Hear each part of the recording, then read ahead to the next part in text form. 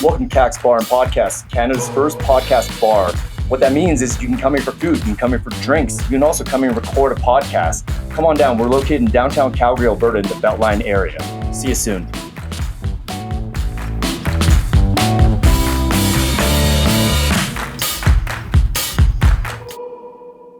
All right, and we're rolling.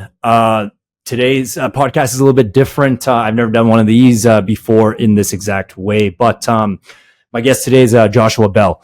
There's a short video in the show notes. I definitely advise everyone to click on it.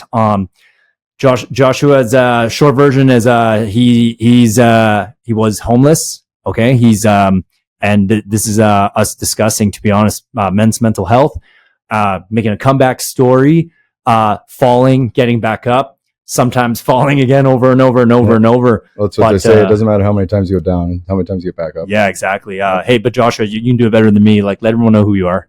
Yeah, my name's Joshua Bell, and I come from Ontario originally. I was born in Pincher Creek, Alberta, and I had a calling when I was 39. Like, I needed to get out of Ontario, and I wanted to come out and chase Alberta gold. You know, I had a dream.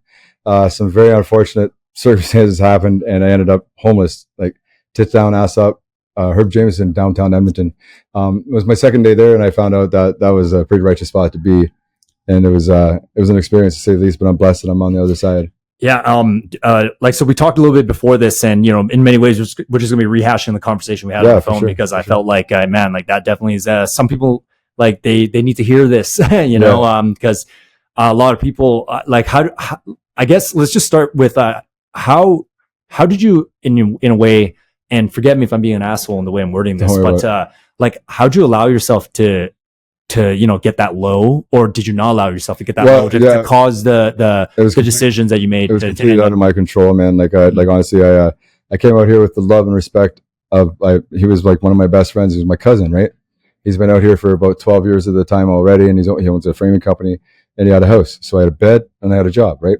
And like things were real weird, because like the first week, he only let me eat at 12 o'clock noon, and then like anytime from 9 o'clock at night till midnight would be the only other time that we get to eat. And he was like very kind of controlling that way. But the one evening I asked him, because he didn't want you to get fat, or no, well, he's a big fella as it is. Like he's a good sized lad for sure. And but yeah, like it was the Saturday night, he was going to play volleyball, and my guts were just rumbling. I asked him, it was Saturday afternoon actually. I asked him, I'm like, you got any snacks or anything laying around in the cupboard? And he laughed at me. He's like, I haven't been in my cupboard in like 2 years, 3 years. I don't cook anything. I always eat out. And I'm like, well, looking at the guy, I'm like, well, yeah, I can understand that. So anyway, he took off the volleyball, and I went, my guts were just turning, right? So I went through the cupboards, and I found a can of ravioli, and never thought in a million years that would end up being the reason why I was at the curb. Like he came down Sunday morning, and he never said nothing to me. All he saw was that can of ravioli on the counter. And then he like almost ran down, but the guy's so big, he picked me and a lazy boy up, like not lazy, like a little recliner chair, and threw me into the brick fire mantelpiece. And it was just can I swear? Am I allowed to swear? Yeah. Say whatever you want. Yeah. Every fucking time I say the story, I just wish that there was some sort of lie to it. You know what I mean? Because it's so bizarre. It's like you got thrown to the curb, and like he didn't even fucking pay me the week of work I did. Right? Like I don't know. The whole time I was in the back of that cruiser going down to the Herb Johnson, I just sat there wondering what is wrong with him. Like what happened, man? Like that guy, I don't no idea. But that's got to be like, it's got to be something, like something's up with that dude. You know what I mean? Like how could you do that? Never in a million years would have guessed that was going to happen when I came out to Alberta. So okay, well, like all I can say right now, it sounds like even the people in your life weren't exactly stable. You know, I mean, no. What kind of reaction is that? Just my dad's side, they're all alcoholic, and like whatever. Everyone has their own vices, but they are an exceptional bunch, right? They're like pretty extreme sometimes. And you know what it was? It's just I seem to be the perfect shit mat for a lot of people to take out their angers and their frustrations, right? Because I'm like big boy, I got big broad shoulders, right? It's like whatever, but I find myself in that situation a lot. Well, I guess right now it sounds like a lot of people who have like mental health issues, and that they slip and fall in life. It sounds like their beginnings were always terrible too. Because I mean, I'm not saying every time. I mean, you there are exceptions when you hear about someone who had a good life and then somehow they still end up homeless. However life played out for them and whatever happened, it ended up causing their mind to like not be a good place so that they couldn't make good choices and everything like that. But it did sound like, yeah, you explained to me like you got like beat as a kid and stuff like that, right? Well, I didn't like it like beaten, but it was a more of a mental like it was embarrassing. The older I get, the more experience I get, the more I understand about being a parent myself. There was definitely things that I pick apart. Like, it's not my fault that I've got 10 handfuls of bad memories and half a handful of good ones, right? It's not like I'm making, like, that's one thing that's always left too, is like, because of the alcoholism and the whatever, like, I know all, I'm be all end all of every conversation. You can't talk any sense into the man, right? He's got something in his mind, that's it. Right. And so sounds like maybe even like multi-generational trauma going on here. You know what? And I am proud to be that big fucking brick wall that's stopping it right here, right now. My daughter will not know what it's like to be yelled at by a parent. I was raised on the premise of fear. Yeah. And it just, like, there's a perfect example. My stepsister, Melanie, she was a straight A student, honor roll student, went to university, got a good job, got a good life. And she never got hit. She never got threatened. She never got anything. Right. And it's like, how can you still believe that you did right? And you know what? My dad did teach me something. He taught me everything I didn't want to be in a man. And I feel sorry for him. Like, I went from being very angry with him, like borderline hate. Right. And I just, I feel sorry for him because he won't accept that he's wrong, and he won't accept a new opinion, and he just won't. And it's like, whatever. Right. And I that's one thing I've had to learn to move on from. Right. I stopped searching for answers. Yeah. Well, I let me dive a little bit into trying to understand how your mind worked when you were younger. Okay. So when you had, these bad moments with your dad, did you internalize in yourself like a self-hatred almost? No, not like, I just thought that was normal, and that's the way she goes. Right. Like, I was the black sheep right from day one. Right. And I was always left to feel unwanted. I was always left to be the butt end in most of the jokes. And yeah. And like, people on the outside be like, wasn't that, like, my dad's favorite thing to say to me is, oh, you're so hard done by.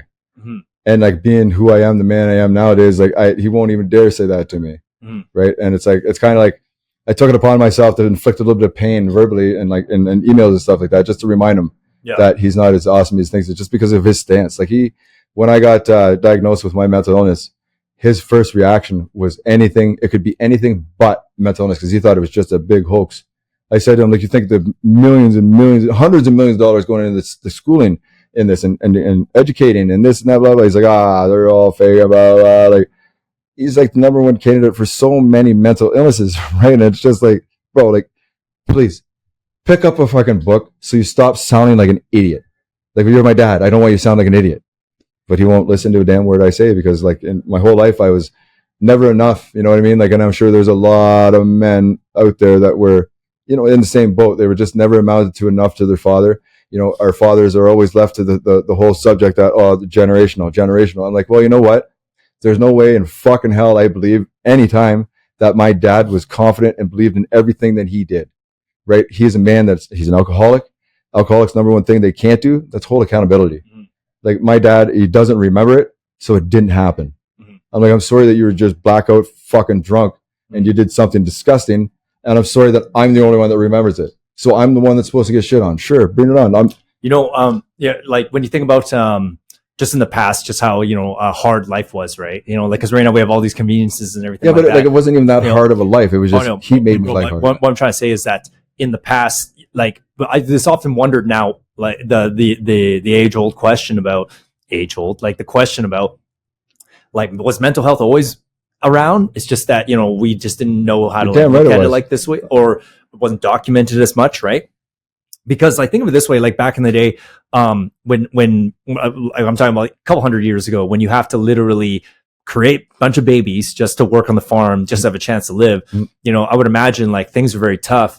And back then, I'm pretty sure, like dads hit their kids if they're like, but so how come what they did that generation, like did they feel this amount of pain inside and psychological turmoil that caused them to, to I don't know, seek out like things like booze or whatever it was, anything that could give you that escape back then, because and I'm guilty of this too, what I'm about to say right now. Like, there's a stigma with homeless people, right? Like, a lot of times it's just like, oh man, there's like a homeless guy, and like whenever I've had bad interactions with some people that are homeless in the past, you know, like I admit there's times that my brain does not have that same level of empathy. It just is more like, man, like, how did you get there? How come, like, I've had tough times. Like, I never let myself get there, you know, but at the end of the day, I guess it's having that compassion to really try to like what I'm basically doing here with you. Like when we talked on the phone and we got introduced a few days ago, it's like, I really was trying to understand, like, hey, how does Joshua's mind work? You know what I mean? Like, so, you know that saying, it can happen to anyone, anytime, anywhere. Yeah. I'm living proof, man. Like I'm a white collar dude. You know, Waterloo, Ontario is a pretty nice area. You know what I mean? And, you know, like I didn't have a bad upbringing. Like I had everything I needed. I was provided for, but there was a lot of mental abuse, man. Like the things that my dad would say to me, and like, I felt like, you know, if we ever go up to my dad would always play baseball every weekend, every other weekend. And we'd be up at the pavilion. He'd be drunk and shooting his mouth off. And then I remember one time this, like, I guarantee he doesn't remember it because he was absolutely loaded, but Darcy Culp back in Arthur, Ontario, he was like the town mentally handicapped guy, whatever. He was special. And I don't know if you ever heard, like, I don't know if I don't want to say it, but it is like retard strength. He ended up getting permission from my dad to cuff me in the side of the head. And I had bells ringing. And all I heard was my dad laughing and his buddies laughing. And Darcy was sitting there bouncing around. He was all proud of himself. And I just put my head down and walked away. Right. And it's stuff like that even if he did remember, I don't, like, he's such a coward. I don't think he ever would admit it. Like I've given him lots of ample opportunity. I said, listen, I've forgiven you for how I was raised, but I shall never forgive you for the way you're acting with this.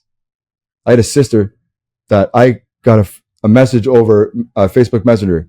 Hey, bro, your sister's dead. And I'm like, excuse the fuck? What?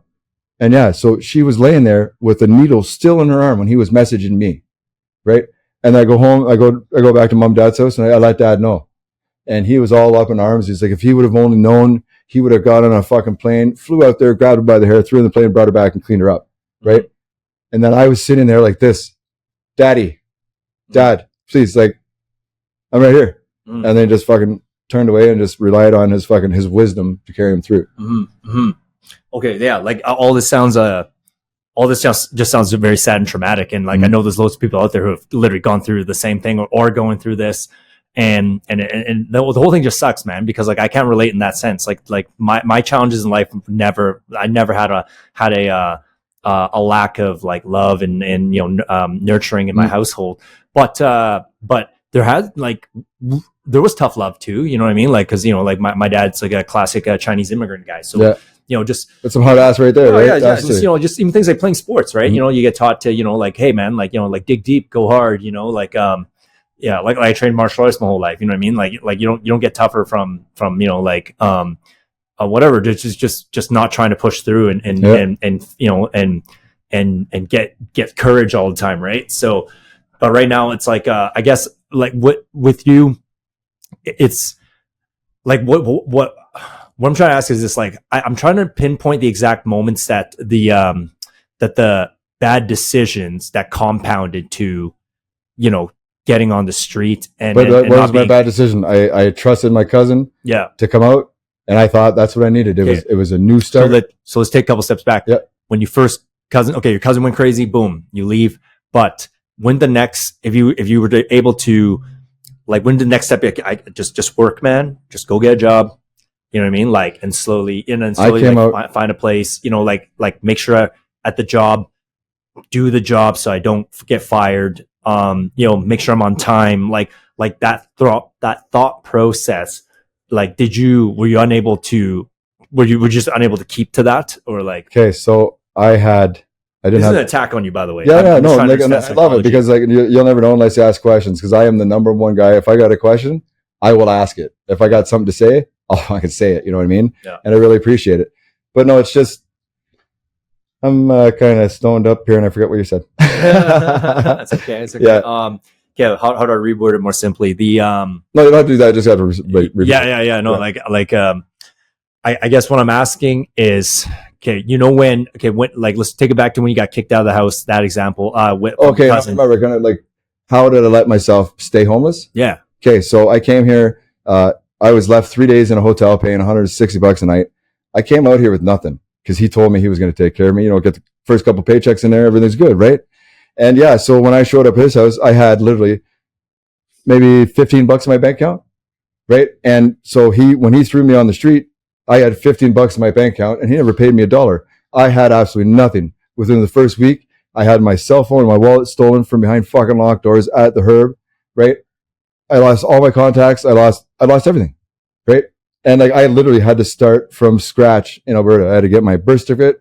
I had to get a new, like, my ID card. Like, it was a nightmare, man. And then plus all this confusion of, like, I remember standing in line going in.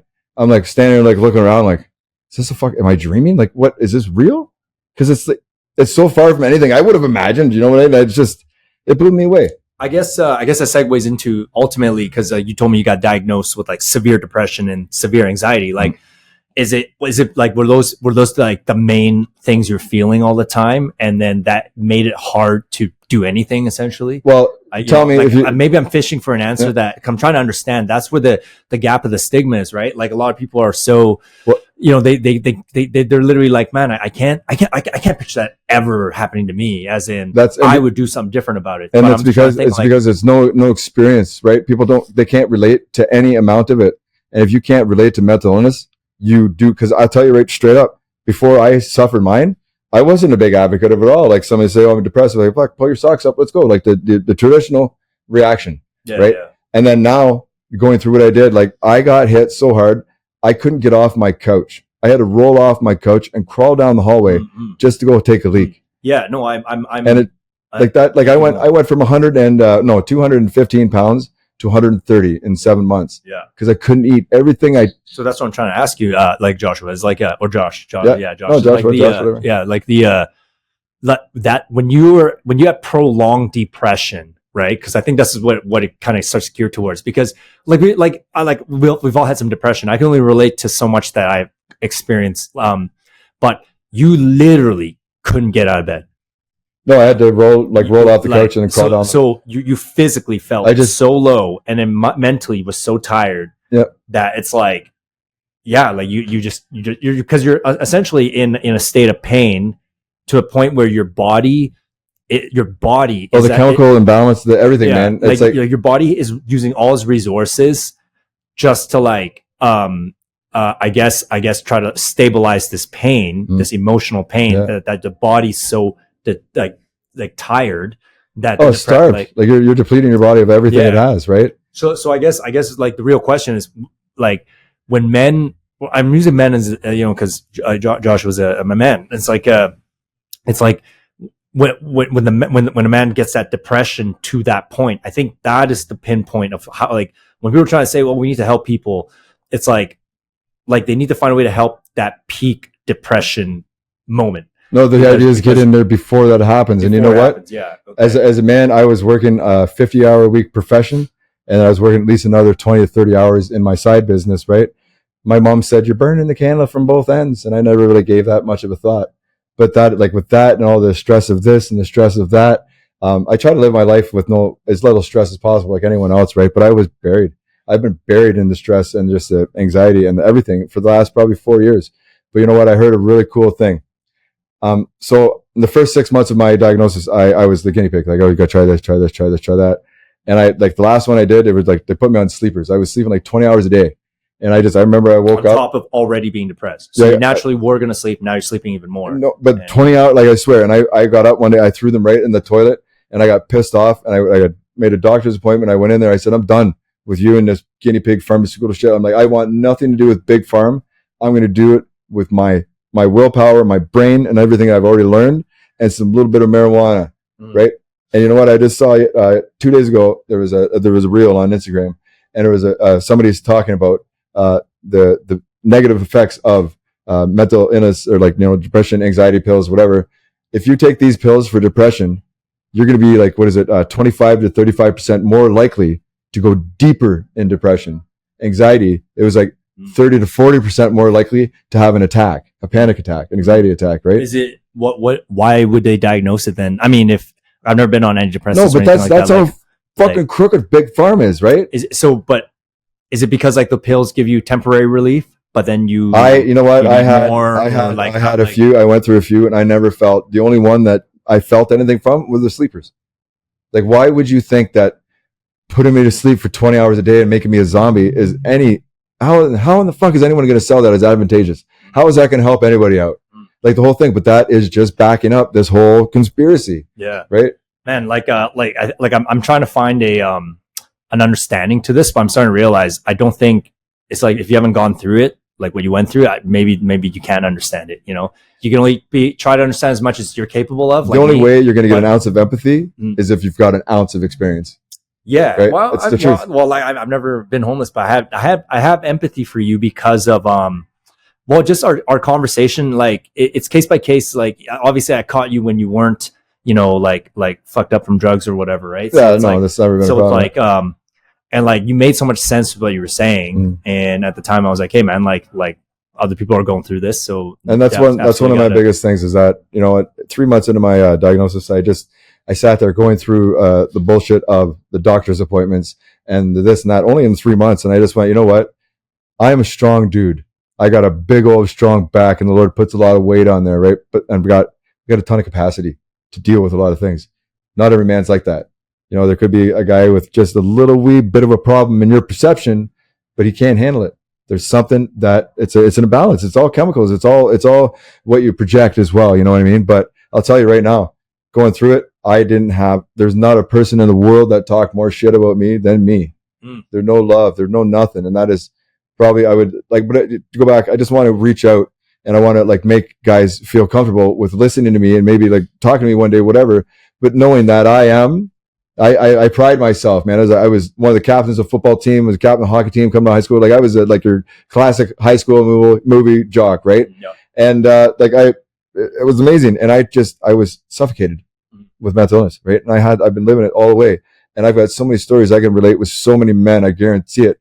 But I just want to be right now, you're not going to see me at the end, right? I'm not finished, nothing. I'm struggling through every day, but I want to be maybe a beacon of light, or I just want to be a good word, good sound for another man to be like, you know what? Yeah, I can fucking do that. Because I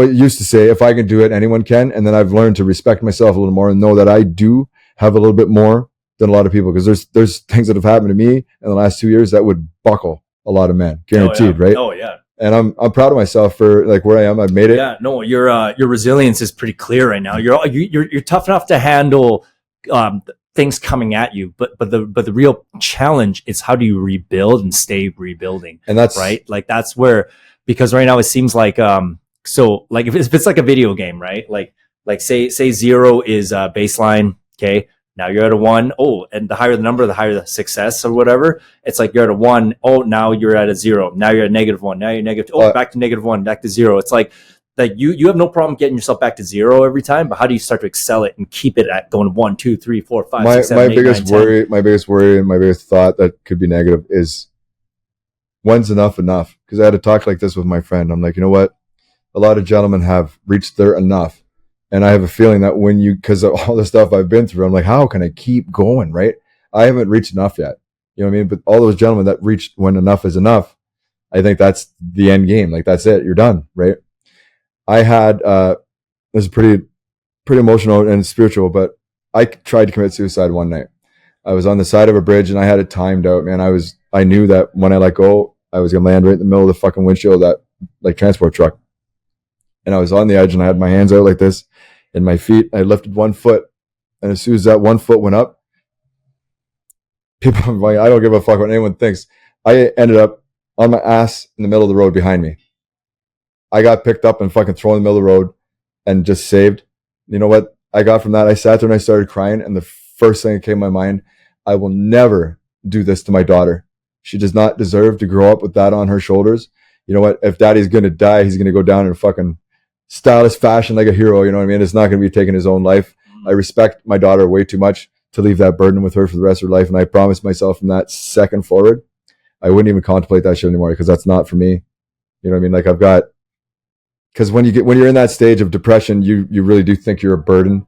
You think you are the reason why this and you're the reason why that. And it's just, you got to realize that's all in your head. You know, that's exactly it. It's all in your head. It is. That's the mental health issue because when the fact that just observing you're not like you have 2 arms, 2 legs, like you're not an ugly guy, you know, you have some muscle mass on you, like you're not, you know, it's like you're not I don't see any visible like you're not blind, you're not deaf, like, you know, it's like, so whatever, like just you're here, you got all this to work with still. Every day I walk home and I get home. Like the mind is what is like, you know, the mind is what is like this whole mental health problem is exactly explaining that. Like people's minds aren't right. Like that means whenever people are hanging out and like, yeah, they're drinking or whatever, then they don't feel it because like the booze is literally allows your body not to feel bad. You know what I mean? Which is why most people medicate with it. It's a crutch. Yeah. But every time it's like the more you talk to people, it's at nighttime alone with no distraction. You're not busy enough.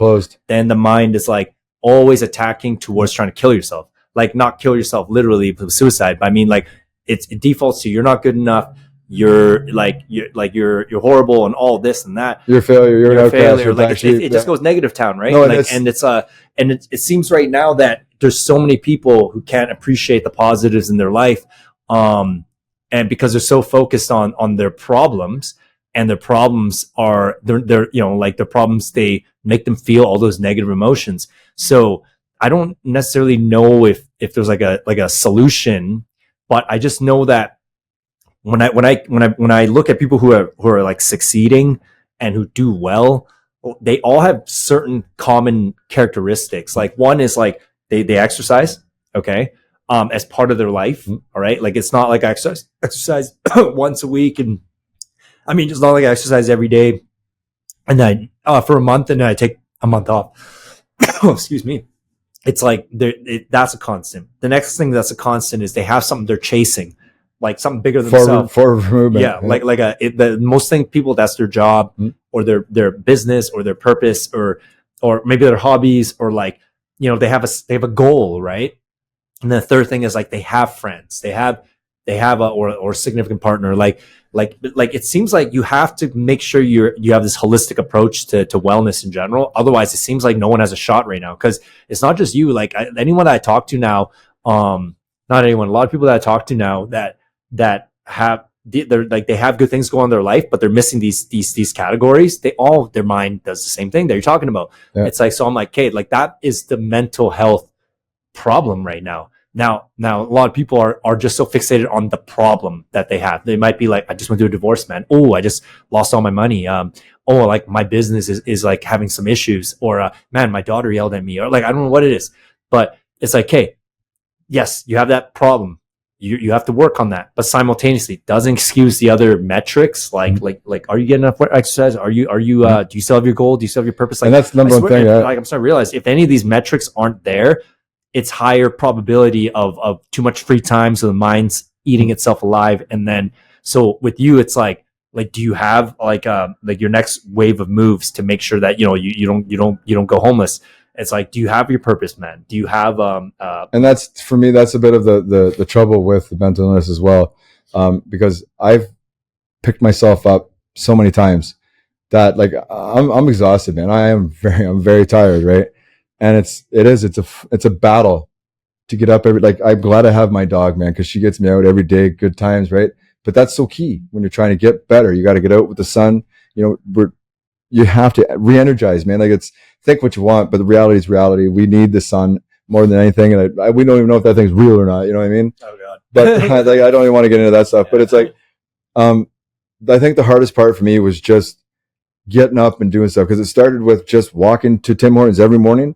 I'd go to bed, I'd pass out at like 9:30 at night, and then I'm up at 4:00 in the morning, right? Something like that. So every day I'd make sure I walk down to Tim Hortons, get a coffee, and walk back. Just make sure I got out of the house. And it's just baby steps. That's one thing that I always, I don't care how long I do this, and I plan on doing it for a while. I hope I do it for a while. But one thing I want my dudes to just know, stop focused on that big wheel, okay? Every watch has all its little wheels that you got to get going before that big one goes. One step at a time, one wheel at a time. And the thing is, if you break it down like that, once you get that wheel going, celebrate. You got this wheel, you got this wheel, celebrate. It's all little celebrate, like, because it keeps you going. If all you do is focus on that big wheel going, that's going to be daunting. That's going to be a lot. That's going to be too much. It's like we also need to lay out a practical series of instructions so that they remember that. So but every single dude will be different. That's true. It's true. But if you have I think that there is because right now I'm just I try to focus on solutions in life, not problems. I try. Don't get me wrong. I screw up from time to time, but overall I'm getting it right, because if I didn't, I wouldn't be where I'm going or whatever, right? But for sure, like, it does start with, you got to take out a piece of paper or your phone. It's better if you write it. I noticed something like physical, and you literally write out like what you have to do, like as in, okay, baby step today. If today all it is make it to Tim Hortons, okay. And then from there, it's like, do 30 push-ups. Yeah. I don't know. And then it's like, then release a resume. That's 3 things you do today. Yeah. Boom. Then but don't take a big bite. Yeah. And then just get overwhelmed and not do anything. Right? Yeah. Like, that's the problem. I think people's minds that are going through the mental health issues, I think it is literally like they can't even focus enough to do that thing I just said, right? 3 things. Like, they get up, it's just blah, like, you suck, blah, blah. Then they physically feel low. Then all of a sudden, like, they're looking at the sky, looks gray. And then next thing you know, it's like, boom, give me my drugs, give me my booze. I don't want to feel this anymore.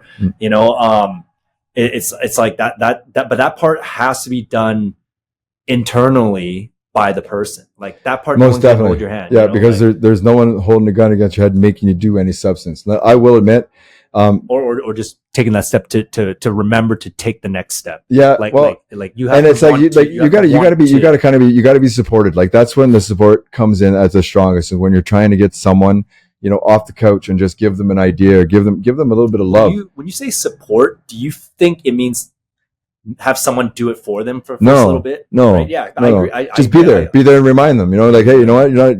Just let's go. Come on, honey, let's go. You know what I mean? Don't be alone, right? And one thing that again, it's what I really want to get across, and maybe even get like a seminar going for people that call themselves supporters, right? Because I lived it.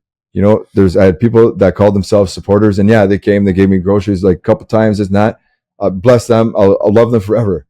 But they put finish lines on my recovery, and they put guidelines, and they're sitting here. They've never even picked a fucking book up regarding any mental illness. And then they come at me with suggestions, right? I love it, but at the same time, I would go with them. I've seen that twice already, and that's I know what that is. And then they'd get offended because they think I'm just pushing them away. I'm like, well, I'm not offending you. I'm letting you know that I've gone through that twice already. That's a great piece. That's a great recommendation, but I don't need that. And as soon as I say something like that, they're like, oh, you're just a fucking difficult prick, blah blah. I'm like, well, if you would listen to me, it wouldn't be a big deal, right? Communication, man, it was so key. Well, but you just said if they're not listening, because listening doesn't just mean hearing the noise. You got to listen and listen. Listen. Don't listen to react. That's how you fuck everything up. Honestly, like, I don't know. I've got so many things that have gone on, and like, I've worked so hard, and I've been so dedicated at letting it go. Right? There's no more why they do this. Why didn't they do that? I don't deserve an answer. I don't need an answer. And plus, if I got an answer, it wouldn't be the answer that I'm looking for. And I'm with you. Like, it's like I learned something in real time, in this exact moment. Like, I don't know what's going on there because I haven't gone through that. And there's a high likelihood I never will go through that. So I just have to stay as compassionate as I can. But at the same time, there is an element of like, kind of hopelessness with this sometimes, because because some people, if they're only going to be getting more successful and they don't have time to be empathetic to this, then like, those people may never be empathetic again in their lifetime to helping. So it's like you do the best that you can, and like, but you can't exactly 100% guarantee results that that everyone will be able to make this situation better and go away collectively.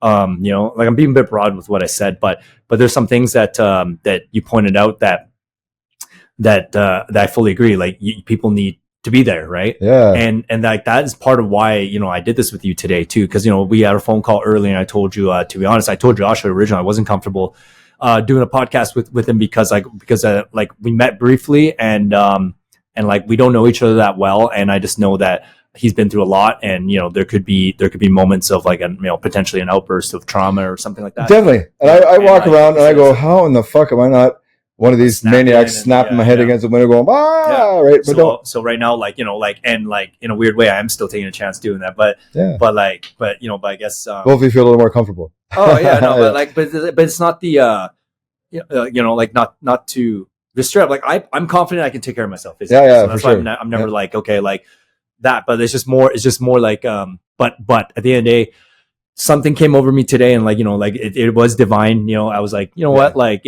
Josh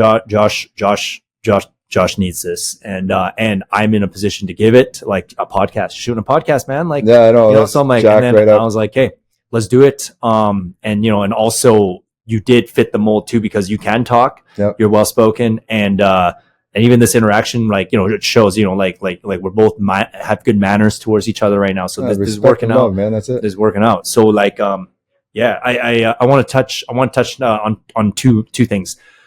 You were in Jasper, so you saw those fires and everything like that. Like, that was where you last were. I left Edmonton. I had to get the fuck out of Edmonton. It was too much. It was 2 years of doing it, and I just needed to get out. So I went to Jasper, and my buddy took me to Jasper. I'd never been in the mountains before, eh? And so we went, and I was there for about an hour, and I just said, I don't think I'm going home, bro. Right? So we were there for about 5 days. I fell in love with the park. Like, the scenery is just unbelievable, man. Like, I made a video when I moved there and I lived there, right? So anyway, so I said I wasn't going home. I went back. I was back for a day, and we had right back. I came back to Jasper, and I was there. So how are you pretty fucked up mentally from watching that place burn like the way it did? No, like, see, that's the thing. Like, I was only there for like 4.5 months, right?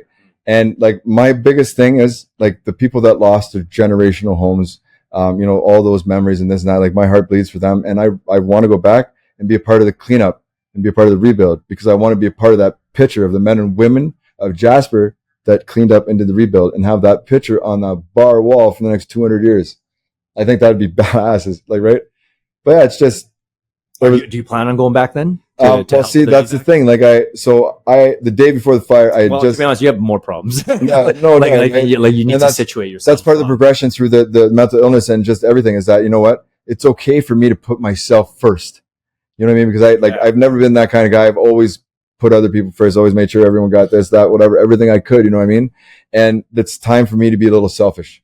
I wouldn't say you're being a little selfish right now. You need to you need to stabilize yourself first. You can't you can't put on someone else's life jacket, put on yours first.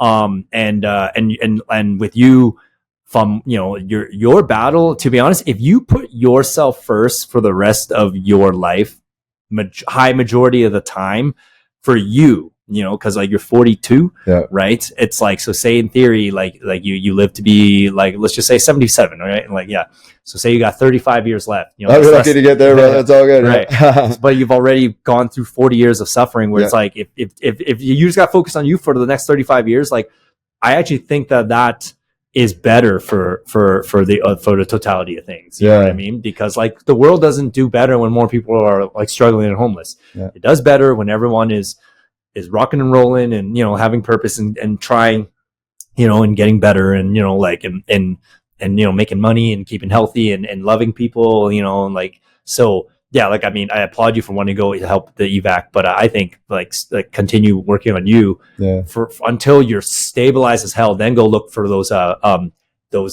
projects to go help out. No, I went from being a possible hometown to being a possible tourist destination, right?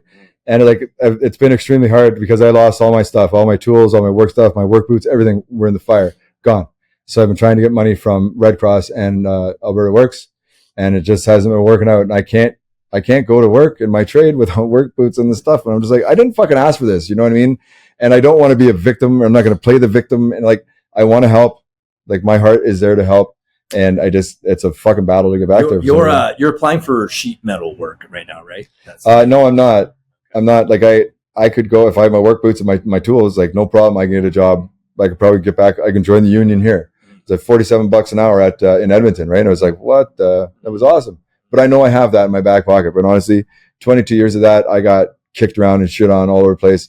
So that's not what I want to do. And I'm coming out here to kind of rebuild my life and get my shit together and blah, blah, blah, all the fancy stuff you want to say, right? But if that's my main drive, then why would I even think about starting out with a sheet metal job? Because I don't want to do it. Like, that just pisses me off thinking about it. It gives me anxiety thinking about doing that. Like, oh, you're going to go? No, I don't give a fuck about money so much that I'd like my high school graduation quote, George Burns. I'd rather be a failure at something I love than succeed at something I hate. Right? Yeah. Well, like that's another topic altogether. Yeah. That because like the reality is, when people talk about failing at stuff, failing has repercussions too, though. Yeah. Like it's like everyone's like, if you don't learn, one thing I do not like is glamorizing chasing your dreams blindly, and lucking out. Well, there's some people luck out, and then they like to do some kind of content talking about how like, oh, you just gotta do what I did, and with my mindset, man, I got there. It's like, dude, you're the success. Like, you got to take account to the people who failed and how much that affected everything around, right? Like, as an example, like I have a friend, he's been on this podcast before, he was successful. Like, he had his own business. Everything was going good there. Like, married, kids, had bikes, cars, was living life, enjoying himself. COVID happened, business like went under. His business was deemed non-essential, and at the same time, the timing was off because as he was scaling his business, he decided he wanted to hit the next level of success. Yeah. So he scaled it higher, and then took out all this loan money. And then when COVID hit, so he took a shot. He took a chance. He took a shot. Yeah. So he failed, as in like don't get me wrong, the guy's not perfect. So I'm sure there was some things that like probably weren't like the best or whatever. But but overall, he had a functioning business. But when he failed, quote unquote, the people around him took it so harshly because the money as became their burden too now, right? Like, in his 2 kids and everything like that. So then the wife ended up leaving him, and then like it was that domino effect. Now some people are like, oh, she shouldn't have left him, blah blah. It's like, I'm sure it was way more complicated than that, right? Yeah, because at the end of the day, like, she's probably just looking at it as like, dude, like that's you maybe she didn't, maybe I don't know the full extent of the details of the story, but maybe she was like, don't chase that dream, like, we're good right now, like stay put, like now's not the time to risk. Probably did it, and then like boom. So like everyone's journey is varied, but definitely to glamorize like when you said you'd rather be a failure at something you pursued that you loved, it's case by case, but people have to, you like adapt. What's the saying I heard? You don't go mountain climbing with 4 kids on your back. Yeah. You go when you don't have any kids on your back. Yeah. Right. Or if your boat sinks and there's people out there, you let them you're on your own. You don't let them latch onto you because they'll fucking take you down. Right. Yeah. You need to make it to shore to make sure that you can provide for others. Yeah. Right? So exactly. You need to have an insurance to make sure you provide for others. Yeah. And like, well put. And the reality is, man, sometimes if you're chasing a dream, if it's going to make it so you can't provide for others, I mean, you're essentially not only like, there's the definition of your risk and then you're gambling. Okay. Like, it's like a risk means like you're going outside your comfort zone, man. You're risking, but to gamble on things, to try to like chase success, like, well, then you're gambling. If you win, it works out for you, then like, fuck yeah. If you win, you're a hero. You lose, you're zero. Yeah, like, and like, I've noticed the biggest things in life, it does come down to that. And I've always questioned then, like, that shit has to be cosmic then. Like, if God basically, hey, the universe allows you to have it or not. But either way, you reap what you sow, I guess, and you have to like live with the consequences, and that, but then that spirals back to the mental health, because say you went all in on something, like, as an example, like I'm a huge MMA martial arts fighter guy, like love like wrestling too and all that shit. Yep. But it's like, say you were like, I'm gonna go be a pro fighter, I don't have much options, but you knocked up your girl, you have a kid, and then it's like you're going all in on pro fighting, man, and you don't have any other skills, and this happens all the time. The fighters that make it, holy shit, they make it, they go all the way, they gain more experience, they win fights, they make money, they grow. But what if that one guy who got knocked out, now he's brain damaged, or he's got paralyzed in this fight? Now all of a sudden, like, the wife's like, now we're, it's like, that's why it like, how much you want to risk and how much you want to gamble, it is such a crazy thing in life, man. That's life, though. That is life, but it is so. But it doesn't have to be those extremes either. Like, because there's risk. Risk usually comes with thought. Gambling is usually spontaneous. You know what I mean? Like, there's not much thought. Let's go. Let's try it out. Yeah. That's just the way, like, I'm perceiving it. I guess we'd have to go into each specific example to really hone in on whether or not the court of public opinion is like that was the right move or the wrong move. Yeah. It's all case by case. But but But right now, like back to focusing on your story, it's like just obviously in real time here, I'm sure the audience and people listening can tell, like we have a rapport going and everything. Yeah, that's going, you know what? Yeah. And like, I didn't know what to expect. You know what I mean? I was nervous because I'm like, I hope I'm good enough to, get his attention a little bit, because I want to pursue something like this, because I do feel that I will be able to, like, just do it. Yeah. I always say that, I'm not worried about hitting 1 million, but I want to hit that one. I know I'll get that one. I know I'll get that 1 million. Right? I just need time, right? It's going to happen. And like, I've got, oh, dude, you have a voice for it. You're well spoken. Voice for radio, face for radio. Yeah. No. You got a lot of pieces to work with. That's why, like you of all people, you got to make sure your mind is busy, focused on getting shit done. Don't allow yourself to feel too much, because like sounds like everything defaults to extreme negativity for you. Oh, so, man, it's fun. So like with you, it's a tightrope. You got to like you just don't like. It's like like if someone's a cokehead, coke can't be near them. They can't see a line. They can't even fucking like detect the line. Otherwise it's over. Right. Yeah. It's like, the same, principle, except for instead of it being like straight up like coke, it's like negativity. Yeah. Like you just have to like you. I manifest negativity, because that's all that's well, we all have. Right? But I'm working, like I used to be like real bad, and I'm proud of myself for as far as I've come, because I can sit there, with gratitude. I still do sometimes, not as much as I should, but every day, for probably about a month and a half, every day I wrote down 3 things I was thankful for, like on anything, just anything I could think of, right? Mm-hmm. And when you're having a hard, good of you, man. Like, but when you're having a hard time, it works though. Yeah, right? When you're having a hard time, kind of pumping your own tires and stuff like that, there's always something to find. Like I took it down to the bare roots. I'm thankful I can breathe on my own. I'm thankful I can fart on my own, because I ain't doing either one of those. I'm not having a good day, right?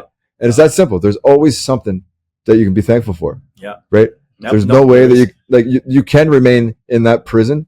You can remain stagnant. And it's really important to remember what you just said, like, because like that's why I'm really a big advocate of writing things down. Like I do have a mission statement I write to myself on my phone, and it works for me. And I really think everyone needs to have that for themselves, because like your mind will spin left and right. It's random as hell sometimes, but like same, like right there, the thing you just said about be grateful. It's like, remember, if you write that, then like, so like if you tattoo it, I don't care. Like you gotta just remember, like that's how you build habits. Yeah.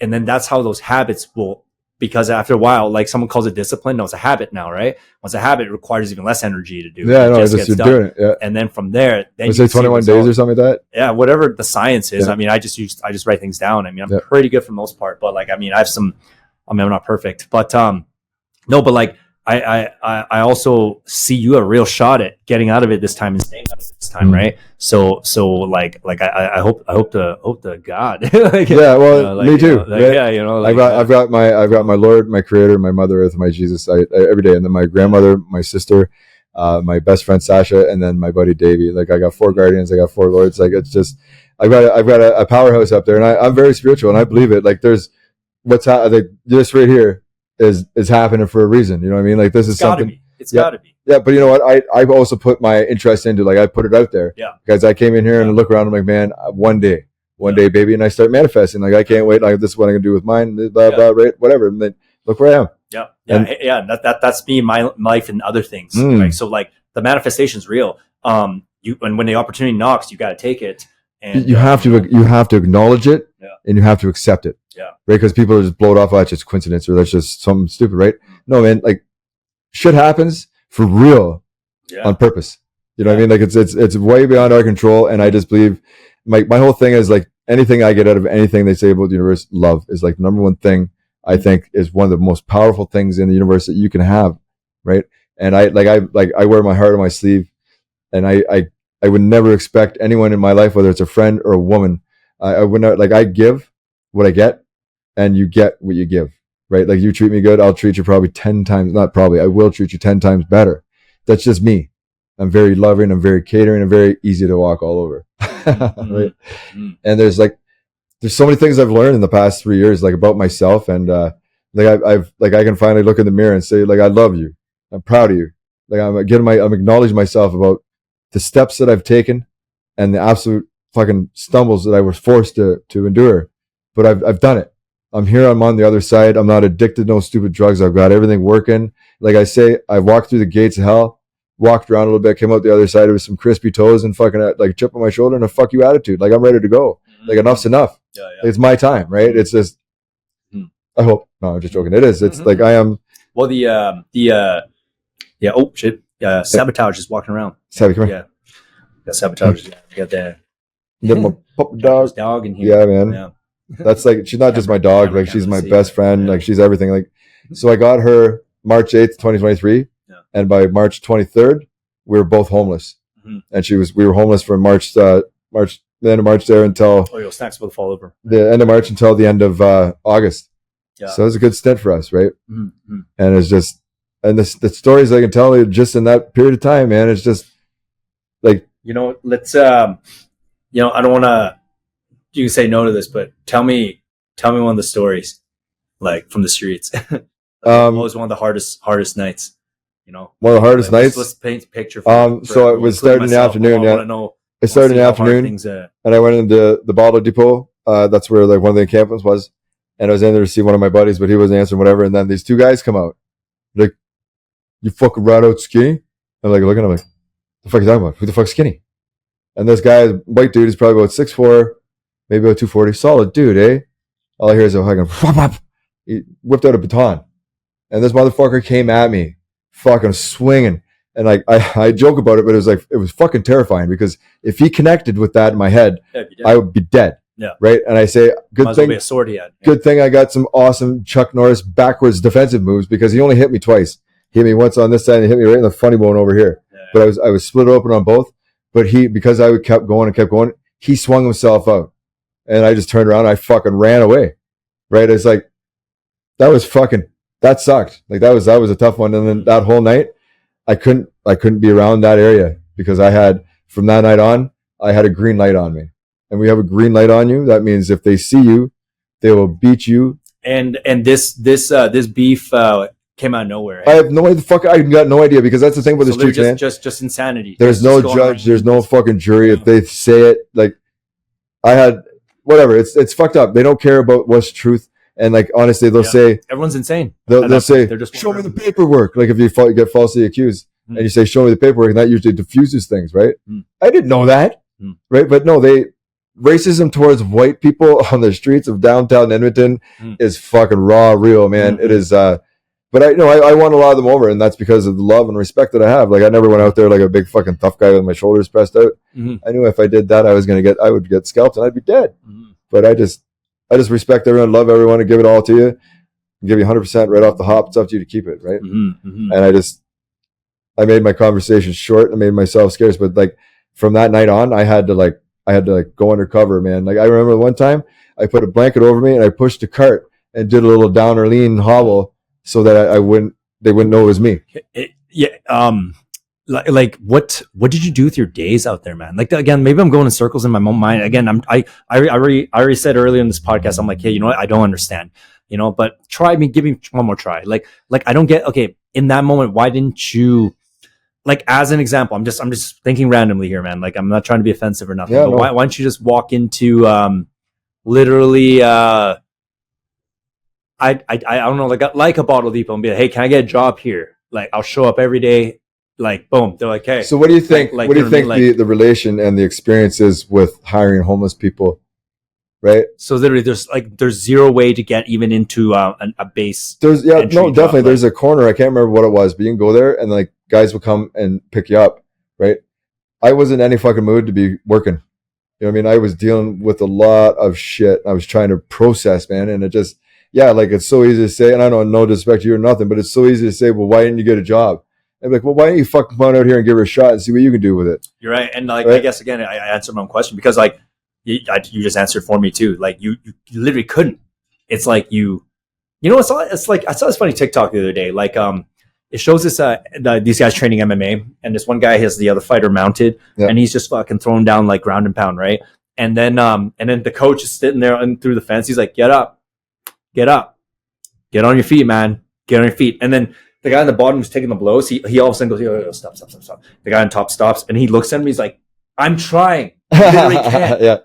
I'm literally can't get onto my feet. Like, so sometimes I think that's just how like that's where my mind was like, I didn't even consider that you literally was like your psychological state was like, like trying to process everything. You're like, the last thing you can physically do is go to that corner and be like, take me, I'm looking for work. It's like go and be productive. And like, like I did that a couple times, right? Yeah. I did that a couple times. Like I remember one time we got this old Chinese fellow. He picked us up and he was going, like his job was to clean out old rentals. And this fucking place was packed full of shit. And I was tickled pink because I knew there was, I don't know, I got like 5 bags of kids' clothes, boots, shoes, everything, right? And I'm like, bam, bam, bam, Kijiji, blah, blah, whatever. I thought it was going to make at least a couple $100. Didn't make a fucking dime, right? Because, well, you take those out. All the people, like all the women, guys, whatever, they have kids, and they see that, boom. They just bum, bum, bum, bum, bum, bum, bum, bum, right? And it like, it's hard, man. Like, it is very hard to be out there and like just dragging your ass around town and like you're looking around, you see other people that you're associated with. But I never, anywhere I went and I said that I was homeless, everyone was like, what? Are you serious? And like, what? Just because I put on a clean shirt? Like, I would even get fucking razzed in the food line because I was wearing a clean shirt and I didn't look like I was homeless. And one guy's all drunk. He's like, the fuck are you doing in here? Yeah. And I said, same fucking thing you are, pud. And he said a couple other things. I'm like, listen, we can have a beer after this discussion, or you can keep going and you're not going to remember the end of this discussion. Yeah. Like saying, I'm going to fucking punch your lights out, get on my face. Like, they're rude, they're ignorant, they're vicious. Man, so it is just a hellish world. It's like the entire thing's hellish. It's but that's the thing. It can be hellish, but you know what? There's so much beauty out there too. Like I say, 95 to 5.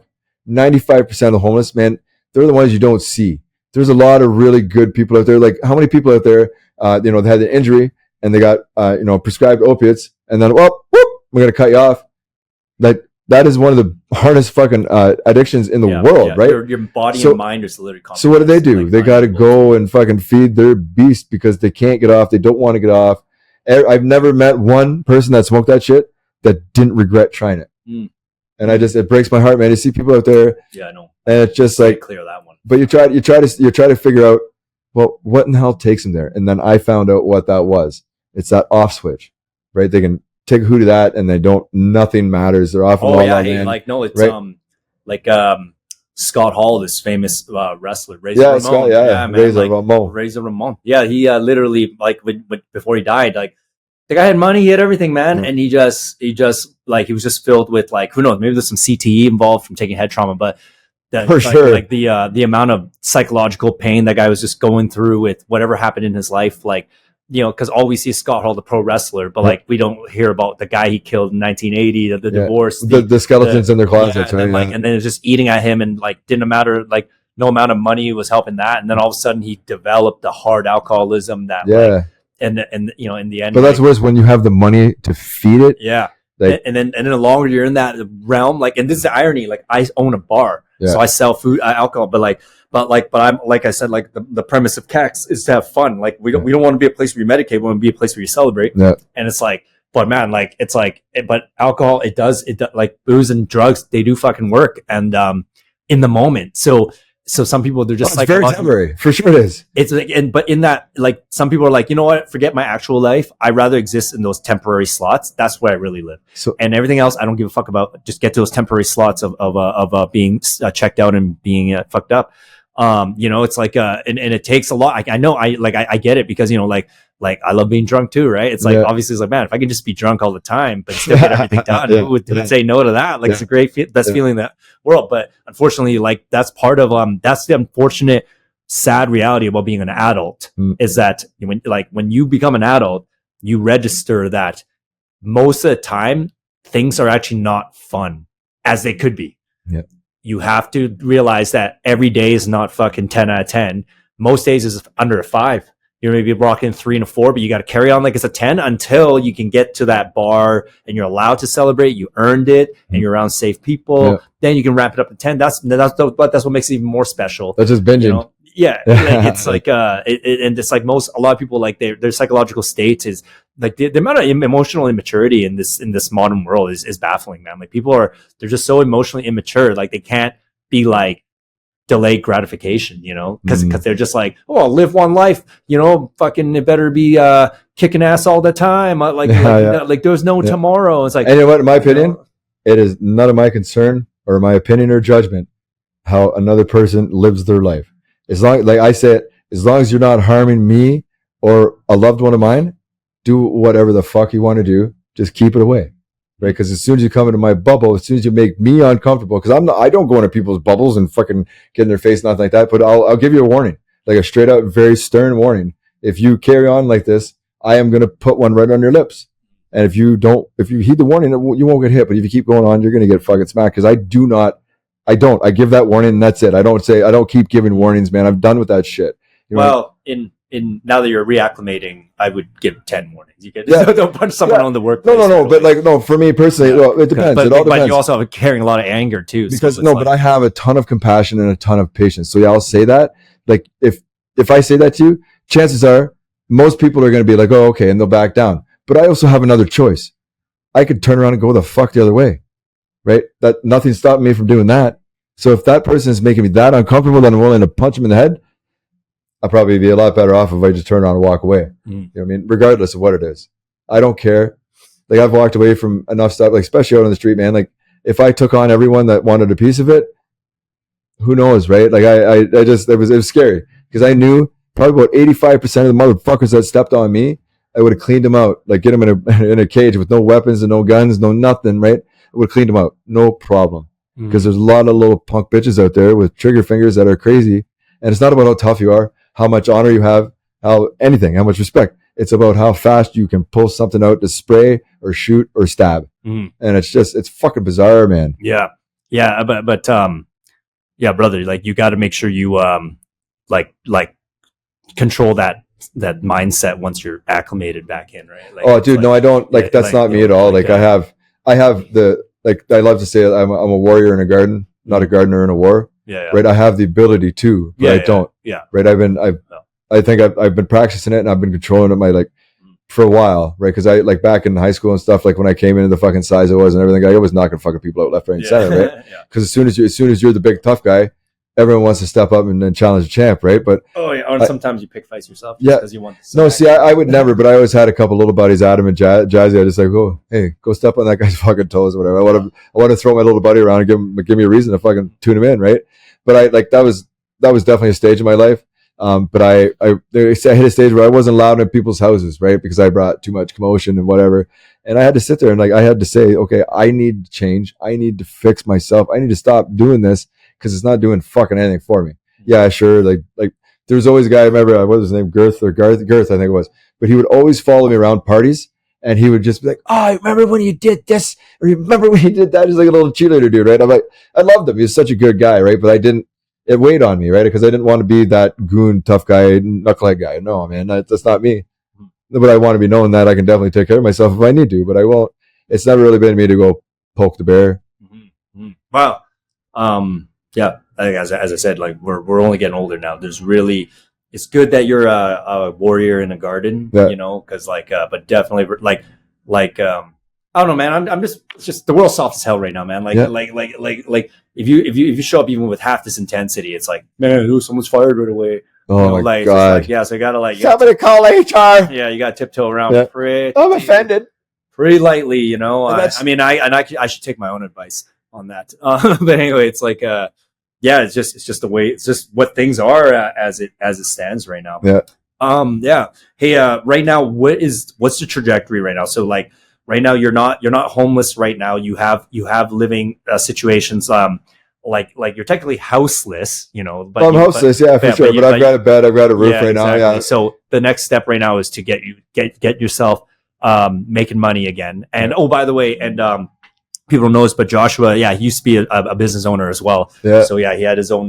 It's called Rustic Horse Design. Iron Horse Rustic Design. Yeah. So I'll put the show notes there. I mean, like the page doesn't exist right now. Maybe it'll get back up one day. But just check me out on Instagram. Yeah, but his information will be in his Instagram will be in the show notes. But man, like you obviously know how to like be at the top of your game. You know, running things yourself. So right now, from what I understand, the plan is to take baby steps to get back to that. 100%. Like I spent like 22 years busting my ass, like bleeding, crying, sweating, making other people a lot of money. And I'm just like, you know what? I'm blessed. Like 42 years old, I put that much time in a trade like that. I'm still fully functional, man. I don't have any leg and injuries. Like I'm pretty good to go. And like I want to give this a shot to do it myself because I think with my ideas, And what I've got planned, like being on the street has done nothing but just magnify my plans for Ironworks, because it was just one main company, and now it's one main company with 3 potential umbrellas. Yeah. And if I get all 4 of those things going, my God, it'd just be a money making machine. Yeah. No, hey, obviously I like absolutely wish you all the best on that. And you were there once, so you know how to get back there. It's just like with you again, like, I mean, my 2 cents is to write down exactly each day what you need to do, and don't deviate from it. Like as in, if I like say it's like I need to go work out at 8 a.m., but then I don't know, like your car breaks down or whatever. Like, okay, fine, well, then you're not gonna work at 8 a.m. that day. But I'm saying but your to-do list, a schedule, get that dialed in, but for you, do not deviate, because when you deviate, the negative thinking comes, the mental health illness comes. Like you are flight risk to yourself to slip up again, right? So you work slip up, slip up. That's the thing, is like I don't personally slip up.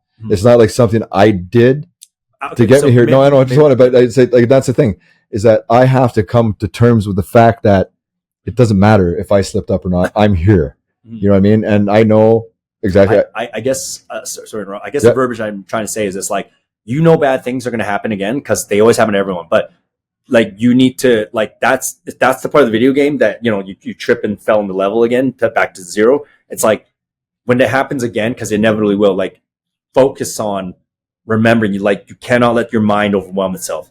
Like, because like oh no, I've dumbed it down big time, because I used to be. You have to as in like right now, like you're having a little drink there, but it's like if substances is the thing that triggers everything, it's like 0, like sober guy. Oh no, it's not. Like I drink like the way, like I drink because I like the taste, and I don't mind the buzz after 1 or 2, right? Like I'm a really light drunk, man. If I had 4 of these, I'd be fucking crawling. Right? Like exactly. Because you even told me like alcohol wasn't exactly like the true issue for you. It was just straight depression and severe anxiety. No, it was just a fucking shitty go at life, and just it compiled, and just finally it's not like I snapped, my body snapped. Yeah. Right. Yeah. Because but now it's like, you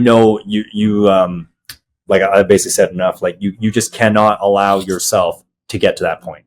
Yep. That's where you're at. So no, right now what I'm doing is I'm gonna, like, I wasn't, honestly, like 3 days ago, I didn't have a fucking clue what I was gonna do. And then this weekend came, and I've got 3 potentials at a job. Yeah. When I woke up this morning, there was 3 potentials coming in. I don't know if anyone's called me or not, right? Like whatever, but tomorrow I got another day. But I got 3 potentials, and I guarantee you, I will get one of them for sure. Yeah, like I'm good.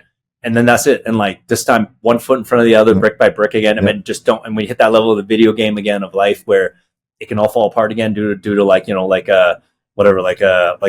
the wall falling down. It's like that part, be highly conscientious and just like be like, hey, remember, like, I don't know, like, I'm gonna put this pod up, you'll be on YouTube, like, so just you refer to it, just be like, okay, remember, like, I don't know, like, remember, like write down what you gotta do right there. It's like don't let yourself think, basically.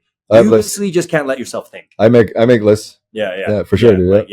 And it's just like, honestly, one thing, if you ask me one thing you want that you could have right now, what would it be? Stability. Yeah. Right.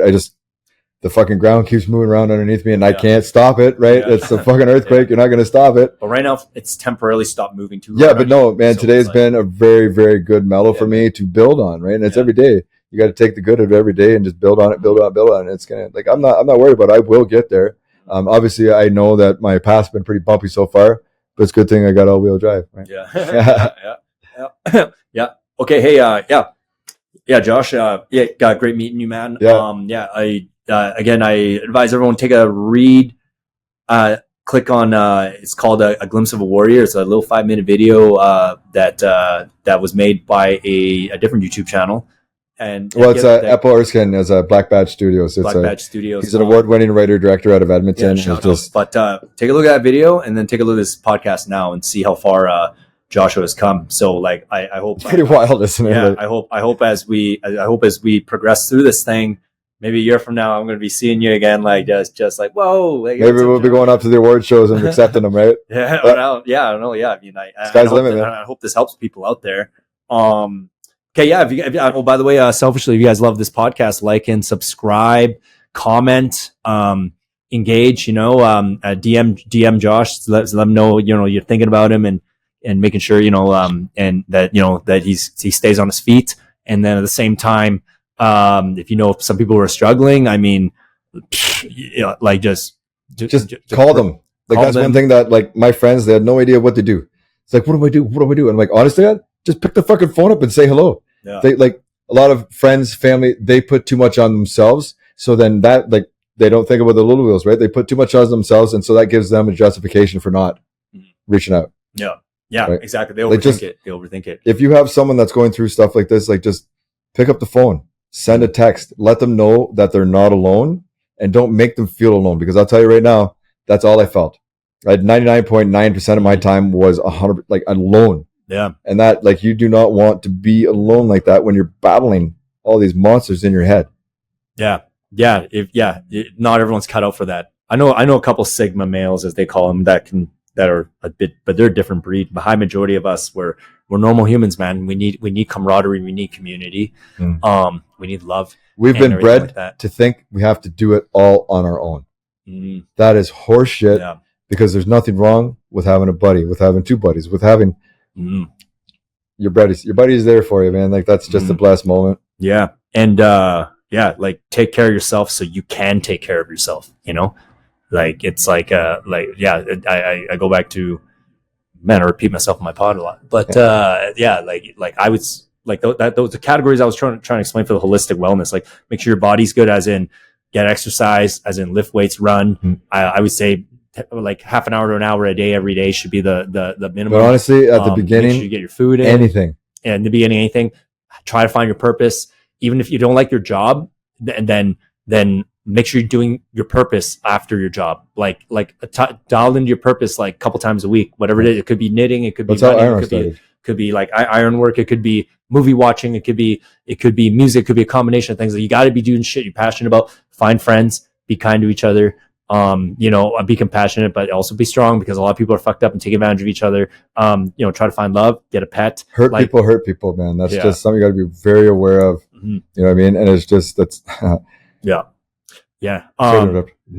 Okay, brother. Fair. Yeah, man, that was a pleasure. I thank you with everything I got, because like you kind of made a dream come true today. Yeah, no, it's a pleasure, man. You said, just be kind to each other, and like when you see a guy like me, like I will walk down the street past you and you'll look at me like, that guy's got his shit together. Look how fucking happy he is. I've got one of the best masks in the business, and just please, that's we talked about it. Just please reach out to the friends or family that you feel is in need of a chat. Just reach out. Anything, man. You wouldn't believe how big that is.